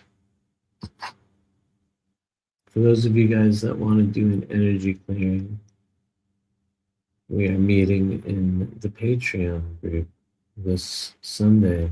Last Sunday of the month is when we do our tier 2 energy clearing. It is $20. And the coolest part about it is Honora is doing this month's energy clearing meditation, which means it's going to be very soothing. It's going to be really soothing and probably deeper and just a whole different process. So that's coming up this Sunday for anyone that cares to join us. Thank you. You can do so at this link right here, which I'm very grateful for, those that continue to show up at our Patreon group. It's the 6th year, right? In September, we will be at our 6th year, which means we're old enough to know better now, right? You're 6 years old, right? Or I don't know. I don't know. But anyway, thank you for hanging out, everybody. Oh yeah, about the cyberbullying. For the record, White Swan says, I'm lost on the cyberbullying topic. I guess I missed some events. I'll tell you what it's about. I think Rob and Typical Skeptic were doing a show with some people about the sort of idea. I think it stemmed from the passing of David Wilcott, where, as we all know, he was heavily, cyberbullied and had a lot of, people talking shit, for years. It's like the old news. And, for those that don't know, after that, and it's funny because it was sort of spearheaded by Corey Good, of all people out there.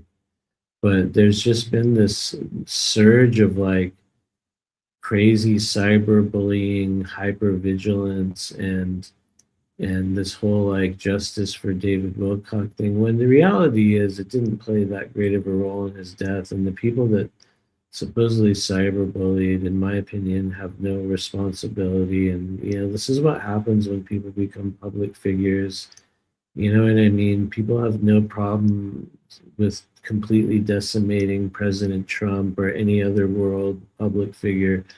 Well, but when it happens to somebody in a disclosure scene who talks about spiritual things, suddenly you become Satan. And I just don't think that's the way it works. And I do believe that the cyberbullying, victimizing, hypervigilance game that's going around right now, that's being presented by a bunch of people, I think it's just being blown up. It's just being like exaggerated on some level that honestly, it's a certain type of behavior that we see happens a lot. I'm not trying to do political stances, but you do see it happen more with liberals, you know what I mean, where they create a hyper inflated reaction to some sort of a thing, and they allow that hyper inflated reaction to become sort of like a movement in and of itself, you know, when the original act was actually pretty mild in, like comparison to what gets said about people. And so people are attaching their own sort of wounds to it. And to me personally, in watching that whole thing unfold, it has been comedic. I really mean it. I'm not trying to be rude. I'm just being totally real. It's been hilarious. It's like to watch how people sort of do this bandwagoning type of behavior where depending on the individual, if they need attention or if they feel wounded or if they feel unacknowledged or if they want approval from people in a higher echelon of the social, kind of milieu, they'll sort of jump onto certain bandwagons. And it's just interesting to see this sort of kind of contrived need to suddenly have a greater discussion about cyberbullying when it's really not actually that big of a deal.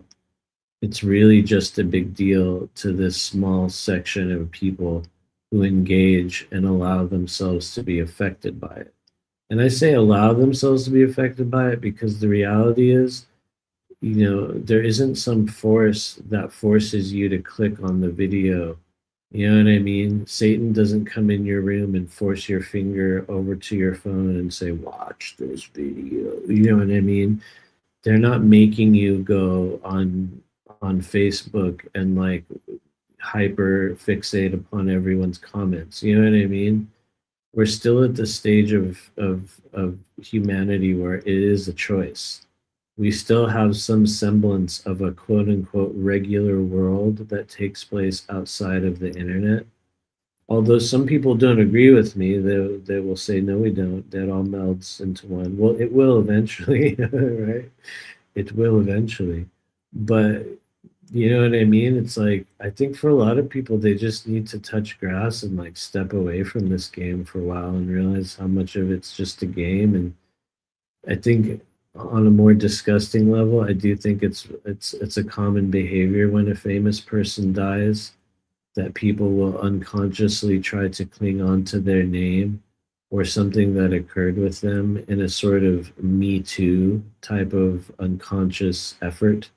They trying to kind of do the Me Too thing. You know, we've seen cycles of this take place with like other movements. One of them was the Project Oblivion one. For you guys that don't, recall, Project Oblivion was the so-called government project to make everyone hate each other and disclosure. It's like, wow. I'm not saying that's not real, but that was one. That was a bandwagon that everyone was jumping on like crazy for a minute. Project Oblivion, you know what I mean? Which sounds crazy, right? It sounds perfect. It's like, dude, perfect. Whoever the publicist was for that one, whoever the CIA publicist was that came up with that one, it's like, good job, bro. So we saw that cycle. We saw a similar cycle with the targeted individual community, where for a while everybody was bandwagoning on the I'm a TI. I'm a TI too. I'm also a TI. And my cousin who's also a TI is coming over too, and we're gonna do TI stuff together. You know what I mean? There was almost like that movement for a while. It was like everybody was, targeted individual. Everybody was, right. And then what was another one? What was another cycle that we've gotten to watch? Oh, how could I forget? How could I forget the black magic one? That's what. Don't you know they're doing black magic? They did black magic. I heard somebody said that their friend said that guy said that they did black magic. You know what I mean? And it's like, whoa. So there's always this sort of this. You know what I mean? There's going to be a North Korea for every social movement. And by that, I mean that they don't actually do anything. They just look scary, and everyone goes, it was them. You know what I mean? And right now, the biggest elephant in the room for those people is who's cyberbullying. You know what I mean? It's the biggest thing in the possible world when you could just not engage. You know what I mean? But people need they need to have a war. You know what I mean? It's funny because all the anti-war people tend to be the most likely to engage in a verbal war. We'll have a social war. And but I just honestly I still treat it all like entertainment. It doesn't really like worry me that much. I'm not concerned about anyone cyberbullying. I would say they can cyberbully me, if they want to cyberbully me, I'm okay with it. At least something will happen for once, right? Watch famous last words. You guys. What's up, Andromeda? Hey, Matthew, I have a question. Can you check on who was that old medical lady that visited me the other day in my sleep down with a ship? She recognized me. Yeah, it sounds like she recognized you. Probably somebody that you knew from the astral or another life. But I mean, that's my first reaction to it. That's my first reaction. You'll probably find more. I don't know who it was specifically in this moment, but it does feel like someone you've encountered in the past. Maybe they show up in different forms from time to time. Yeah, the bandwagoning thing is so unstable. Bad path, not for me. Thanks for diving deeper into this. I know, right? It's like I have not been commenting upon it at all. I really haven't. I just watch it and go like, where you just sit there and you're like, mm-hmm, mm-hmm. Oh yeah, girl. Oh yeah, that's cyberbullying. Oh yeah, did you hear about it? I heard about it. Oh, really? Wow, that's what I'm doing in the back. Just so you guys know, when you hear about cyberbullying, I want you to picture that me going, "Oh, really? You don't say." Well, hmm, child of God, I tell you, aren't we all just children of God? Maybe. Anyway. Um, Thanks. Let me know if you have any other questions. Let me know if there's any other questions. Renee Nagel says, and there was a person on her platform named Terry who was accusing Brian of traffic. Oh my God. Oh Lord, I'm glad I found this comment. Her platform named Terry, who was accusing Brian of trafficking Arkeem Raw when Brian offered him for her to stay with him and his wife for safety. Oh, that's cute. I really mean it. That's hilarious. See, look, you guys, it's like we have our own version of a early 2000s MTV era reality show, right? It's perfect. We got the disclosure, black magic, cyber stalking, TI, what's another one? I don't know. It's just this is what our TV show is going to be about. I have the Claude AI is actually writing the script for us, so it's gonna be super edgy. I mean, it's gonna be 2027 quality, bro. You know what I mean? Like, you know. So, but thanks. This is giving me good material for our script that we're writing. That would be hilarious if that was true. Honestly, I think that would be awesome. Oh, so they weren't getting traffic. They just didn't want to do chores. Oh, maybe. I don't know. I still really like Arkeem, so that might be true. That might not be true. I can tell you what, I don't like doing chores either. In fact, you know what? I have an idea. Let's all stop doing them right now, right here today. Make the commitment. Make the commitment. That's it. Healing stuff, right? That's it. No more healing, right? That'll be a perfect meme. Can somebody make that meme? I have now made the decision to stop my healing process. Right? Can somebody turn that into a meme? Oh, right, here we go. There you go. You got this. We got another one. Add this in there. How about the cycle of everything as a psychic attack? Oh God, I know, right? Everything's an entity. For those that don't know, if you're watching this channel, every bad thing in your life is actually just a negative entity psychic attack. And you're not actually responsible for anything. So don't worry, you're not responsible. You didn't pay your rent. Don't worry, you're not responsible. It was the entities. The entities stopped you from doing it. You didn't go to work for 3 weeks straight. Well, it's probably from all those entities, right? At a certain point, that becomes like the worst excuse in the entire, spectrum of like, no personal responsibility. You know what I mean? It's like that one really got a hold of the spiritual community, did it not? I mean, I'm not saying everyone's like that, and in fact, I would say more and more these days it's getting rarer.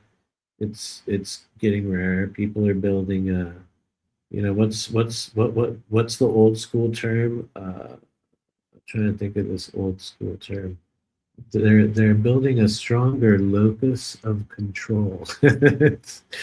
Actually, wait, Renee is here. She'll know. Yeah, she'll know what I mean. Locus of control. You know, people aren't so much like that lately. Let's leave that drama be. Missing time says, I'm fine with that. I've been pretty drama free lately. So lately, it can always come back, and it tends to come back. So we have a good gossip stream going. Of course, she went ballistic on Brian, which people often do when they're confronted about their behaviors. Oh my lord, I missed it. I'm gonna go back and watch this show. Trying to de-escalate the situation. Which Terry then got louder and more boisterous in her comments with her accusations. Oh my lord. I bet it was a fun one. Oh really? And the video is down already? But I did write something on there as a psychotherapist about cyberbullying without facts and defending people's characters. I hear you. I hear you. Andromeda says, why is there so much drama? I honestly think it's natural human behavior within this sort of social group. And I would say most social groups, it's like, we were just talking about cycles, and I think it's a cycle that people go through. There's a lot of pent-up energy. There's a lot of maladaptive behaviors. There's a lot of people with extreme mental illness. There's a lot of people on the borderline of all of those things. And then, you add to that a community of individuals who are, either minorly or majorly obsessed with a bunch of non-physical phenomenon that are on the fringe of, regular human topics. And, all of those things together make for the perfect amount of weird drama and deception, and it's a fun psychodrama, if you want to use that term. But somebody out there knows what I mean. Selena says, I agree. What's up, Selena?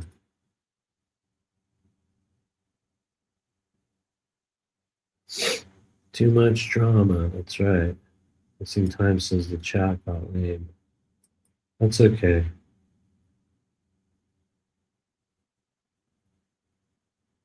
I'm probably just going to quit the entire internet, you guys, just so you know. I've just made that announcement right now, so I want you to go write it on Facebook.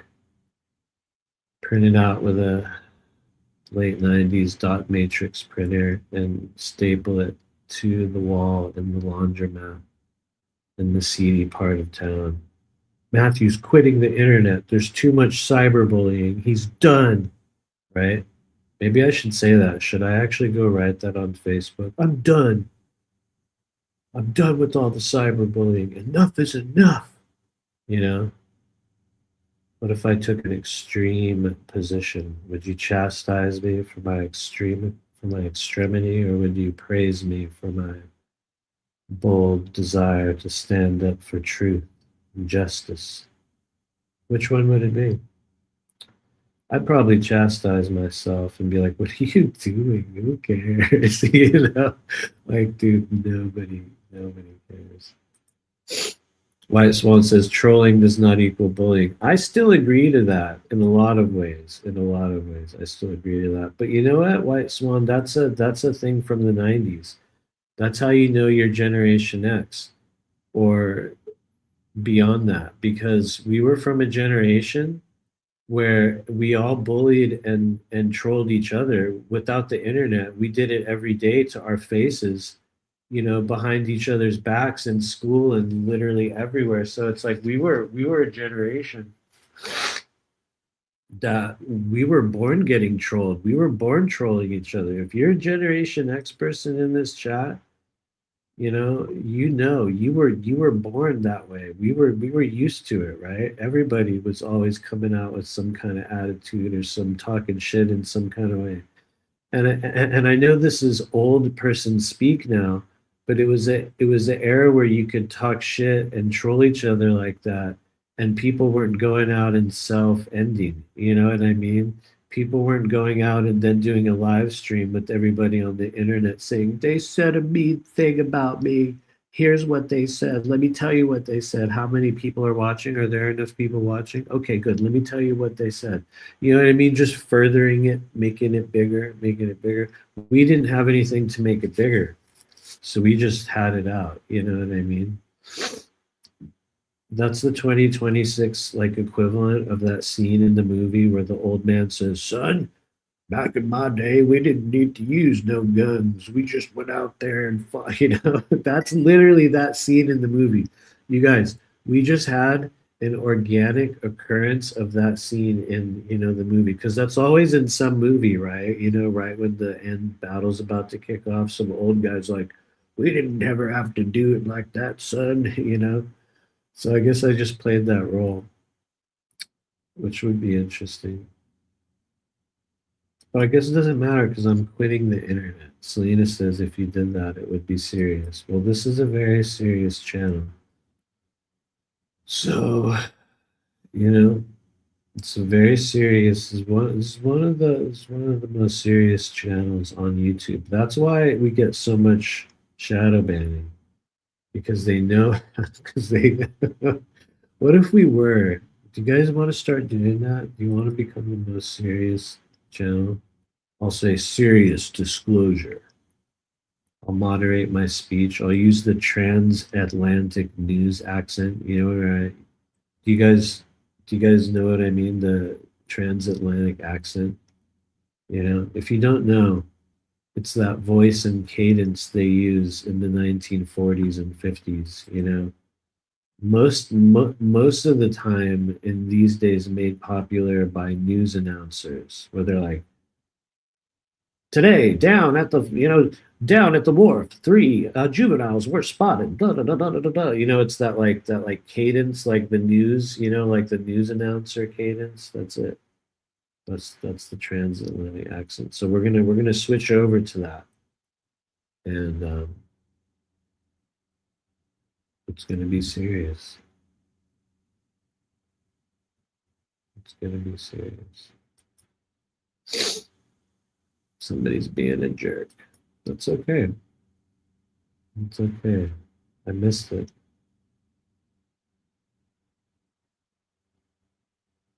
I missed it. I missed the offending comments. I missed it also. Oh, wait. Okay, so somebody's cyberbullying. Perfect. Perfect. Good job. This is it. Exactly. We're like a microcosm of the disclosure starseed delusion friend group. You know what I mean? Perfect. Perfect. Is anyone in here being targeted currently? If you are, you're in the right place, right? The cyberbullying has now begun. We're gonna go ahead and let the healing begin now from this point going forward. So if you can, I'd like you to place your feet firmly on the floor and put your hands in this position. Put your hands in this position. Seriously, put your hands in this position. Or this one. You can do prayer position, and we're just gonna breathe in here together.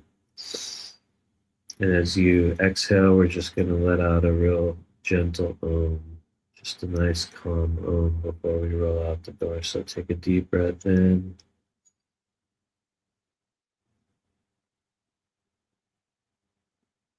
And here we go.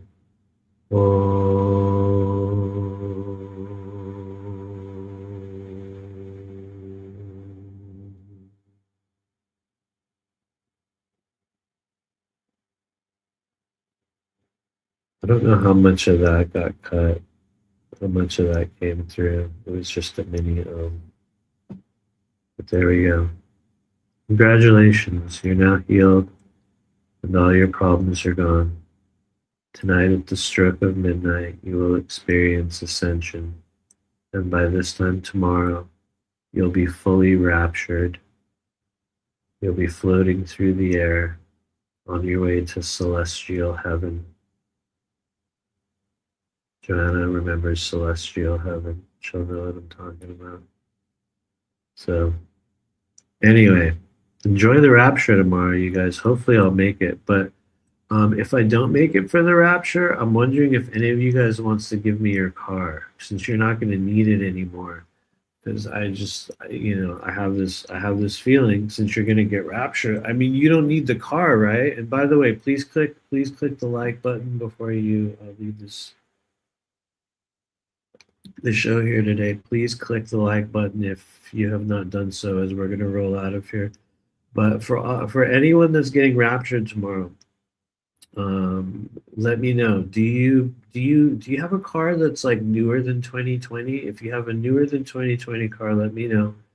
And if you're one of the people that's getting raptured, I would be happy to take it as a tax-free donation. So if you want to donate your car to me when you're raptured, if you have any other valuables that you would like to donate as well, I'm not saying I'm not going to go with you, but I'm just saying, if you have a lot of cash, if you have a lot of gold, if you have, a lot of other high